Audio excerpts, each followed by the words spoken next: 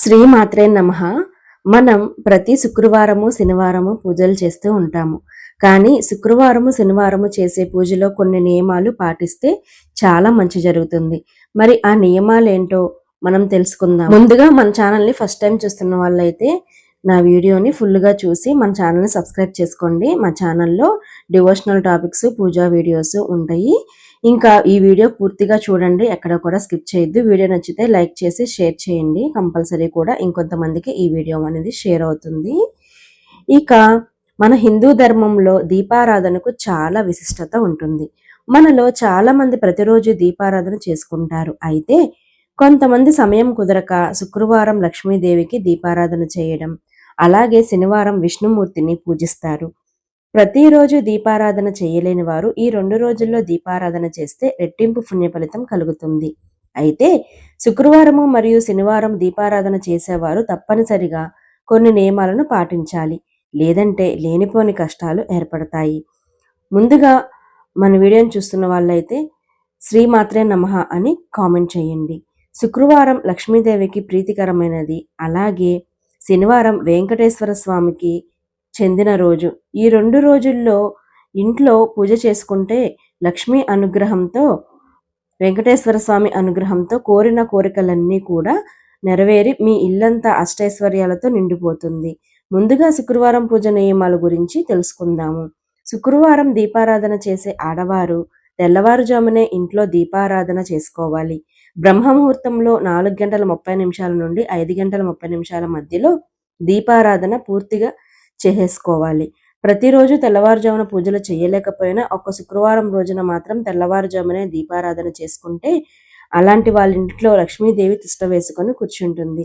ఇక మీ ఇంటి ధన ప్రవాహం పెరిగిపోతుంది. బ్రహ్మముహూర్తంలో దీపారాధన చేయలేని వారు కనీసం 9 గంటల లోపైన పూజా కార్యక్రమాలను పూర్తి చేసుకోవాలి. శుక్రవారం దీపారాధన చేసే ఆడవారు ఎరుపు రంగు వస్త్రాలను కానీ, గులాబీ రంగు వస్త్రాలను కానీ ధరించాలి. శుక్రవారం అంటేనే చాలా మంది లక్ష్మీదేవిని పూజిస్తారు. అయితే లక్ష్మీదేవితో పాటుగా దుర్గాదేవిని కూడా పూజిస్తే దుర్గమ్మ ఆశీర్వాదం సంపూర్ణంగా కలుగుతుంది. ఇక ప్రతి శుక్రవారం తప్పనిసరిగా ఇంటి గుమ్మానికి పసుపు రాసి కుంకుమ బెట్లు పెట్టాలి. ఏ స్త్రీ అయితే ప్రతి శుక్రవారం ఇంటి గడపలకు పసుపు రాస్తుందో అలాంటి ఆడవారికి దీర్ఘ సుమంగళి యోగం సిద్ధిస్తుంది. అదేవిధంగా ప్రతి శుక్రవారం తప్పనిసరిగా ఇంటి గుమ్మం ముందు అష్టదళ పద్మం ముగ్గును వేసుకోవాలి. అష్టదళ ముగ్గులు లక్ష్మీదేవిని నివసిస్తుందని నమ్మకం. కాబట్టి ప్రతి శుక్రవారం అష్టదళ పద్మం ముగ్గును వేసుకుంటే మీ ఇంట్లోకి వెంటనే లక్ష్మీదేవి అడుగు పెడుతుంది. ఇక శుక్రవారం పూజ గదిలో గులాబీ పూలతో అమ్మవారిని పూజిస్తే ఐశ్వర్య ప్రాప్తి సులభంగా కలుగుతుంది. కాబట్టి ఎవరైనా అప్పుల సమస్యలతో ఇబ్బంది పడుతున్నా లేదా ఆర్థిక సమస్యలతో బాధపడుతున్నా ప్రతి శుక్రవారం గులాబీ పూలతో అమ్మవారిని పూజించండి. ఇక శుక్రవారం పూజలో తప్పనిసరిగా ఆవు నెయ్యితోనే దీపం వెలిగించాలి. మరీ ముఖ్యంగా శుక్రవారం పూజలో లక్ష్మీదేవి చిత్రపటం ముందు 2 గాజులు పెట్టి అమ్మవారికి పూజ చేసి ఆ గాజులను ఆడవారు వేసుకుంటే చాలా మంచి జరుగుతుంది. అదేవిధంగా ప్రతి శుక్రవారం తప్పనిసరిగా ఇంట్లో పాలు పొంగించాలి. ఇంట్లో పాలు పొంగిస్తే చాలా శుభకరం.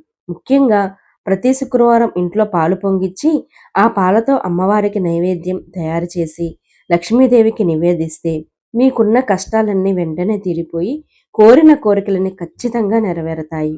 ఇక ప్రతి శుక్రవారం ఏది చేసినా చేయకపోయినా తులసి కోటను తప్పనిసరిగా పూజించాలి. శుక్రవారం ఉదయాన్నే తలస్నానం చేసి తులసి కోటకు నీళ్లు పోసి తులసి కోటలో నెయ్యి దీపం వెలిగించి తులసి మొక్కకు 5 ప్రదక్షిణలు చేసి తులసి మొక్క పైన పసుపు కుంకుమలు అలాగే పుష్పాలను వేసి నమస్కారం చేసుకోండి. మీ కుటుంబంలో ఎలాంటి సమస్యలు రాకుండా మీ ఇంటిని దేవతలు రక్షిస్తారు. మీ జీవితంలో గొప్ప స్థాయికి ఎదగాలంటే ఏదైనా ఒక శుక్రవారం నాడు 21 యాలుకలను ఒక పసుపు దారానికి గుచ్చి మీ పూజా గదిలో ఉన్న అమ్మవారి చిత్రపటానికి వేసి పూజ చేసుకోండి. పూజ పూర్తయిన తర్వాత ఈ యాలకుల మాలను తీసి మీ బీరువాలో కానీ మీ పర్సులో కానీ పెట్టుకోండి. ఇక మీ ఇంటి ఆర్థిక పరిస్థితి మెరుగుపడే డబ్బు పరంగా బాగా అభివృద్ధి చెందుతారు. అతి త్వరలోనే గొప్ప స్థాయికి ఎదుగుతారు. ఇక శుక్రవారం రోజున ఎట్టి పరిస్థితుల్లోనూ పూజ గదిని శుభ్రం చేయకూడదు. అలాగే ఇంట్లో బూజు దులపకూడదు. శుక్రవారం శుభ్రపరిచే కార్యక్రమాలు పెడితే మీ ఇంటిని విడిచి లక్ష్మీదేవి బయటకి వెళ్ళిపోతుంది.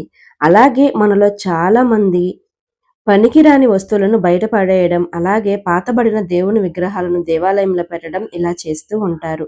అయితే శుక్రవారం మాత్రం ఈ పనులు చేయకండి. ఇక శుక్రవారం ఎప్పుడూ కూడా ఇంట్లో ఉప్పు అయిపోయింది లేదా పసుపు అయిపోయింది అనే మాటలు మాట్లాడకూడదట. అదే విధంగా శుక్రవారం ఎట్టి పరిస్థితుల్లోనూ ఎవరికీ అప్పు ఇవ్వకండి. అలాగే అప్పు తీసుకోకండి. లేదంటే జీవితాంతం డబ్బు సమస్యలతో ఇబ్బంది పడతారు.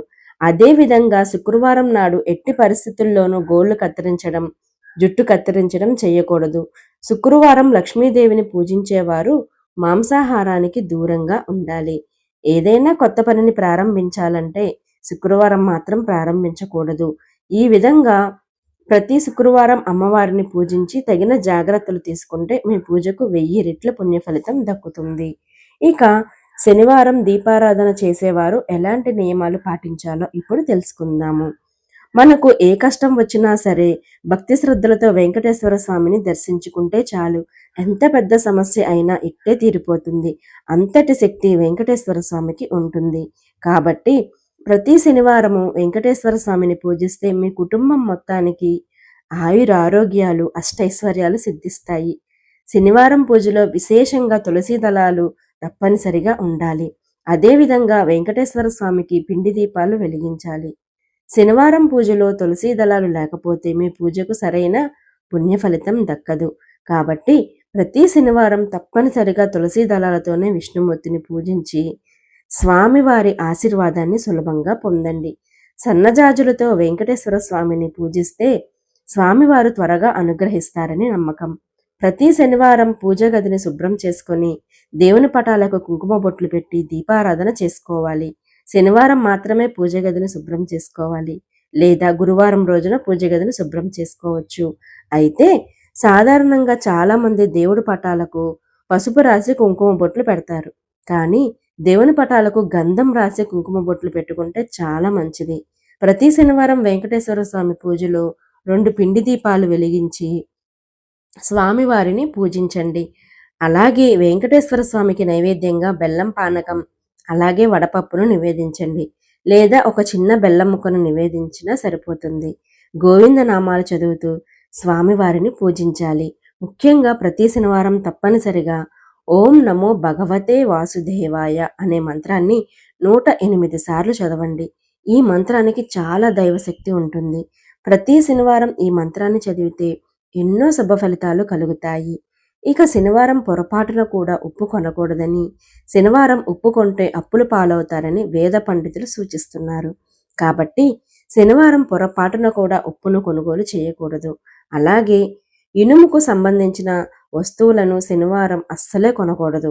శనివారం రోజున ఇనుప వస్తువులను ఇంటికి తెచ్చుకుంటే మీ ఇంట్లోకి శనిదేవుడు అడుగు పెట్టినట్లే. అలాగే శనివారం రోజున ఎట్టి పరిస్థితుల్లోనూ చెప్పులు కొనడం, బూట్లు కొనడం చేయకూడదు. ఒకవేళ కొంటే మాత్రం మీ పనుల్లో అడ్డంకులు ఏర్పడతాయి. అలాగే కొత్త వస్త్రాలను కూడా శనివారం కొనుగోలు చేయకూడదు. ఇక ప్రతి శనివారం రావి చెట్టును పూజిస్తే సకల కోరికలు నెరవేరుతాయని నమ్మకం. ఎందుకంటే ప్రతి శనివారం నాడు లక్ష్మీదేవి రావి చెట్టు వద్దకు వస్తుందట. రావి చెట్టులో త్రిమూర్తులు కొలువై ఉంటారు కాబట్టి ప్రతి శనివారం రావి చెట్టుకు దీపారాధన చేయడం, ప్రదక్షిణలు చేయడం ద్వారా త్రిమూర్తుల ఆశీర్వాదంతో పాటు లక్ష్మీ కటాక్షం సులభంగా కలుగుతుంది. శని దోషాలతో ఇబ్బంది పడేవారు ప్రతి శనివారం రావి చెట్టు నీడలో నిలబడండి. జాతకంలో ఎన్ని దోషాలున్నా వెంటనే తొలగిపోతాయి. వంట నూనె, మినపప్పు మరియు చీపురు ఈ వస్తువులను కూడా శనివారం కొనుగోలు చేయకూడదు. ఇక శనివారం రోజున ఎట్టి పరిస్థితుల్లో నలుపు రంగు వస్త్రాలను ధరించకూడదు. శనివారం నలుపు రంగు దుస్తులను ధరిస్తే జాతక దోషాలు ఏర్పడతాయి. ఈ విధంగా ప్రతి శుక్రవారం అలాగే శనివారం నాడు చిన్న చిన్న నియమాలను పాటిస్తూ ఇంట్లో దీపారాధన చేసుకోవాలి. శ్రీమాత్రే నమః. ఈ వీడియో మీకు నచ్చినట్లయితే లైక్ చేసి సబ్స్క్రైబ్ చేసుకోండి. అలాగే శ్రీమాత్రే నమః అని కామెంట్ చేయండి. వీడియోని ఇంకొంతమందికి షేర్ చేయండి. శ్రీమాత్రే నమః, శ్రీమాత్రే నమః, శ్రీమాత్రే నమః.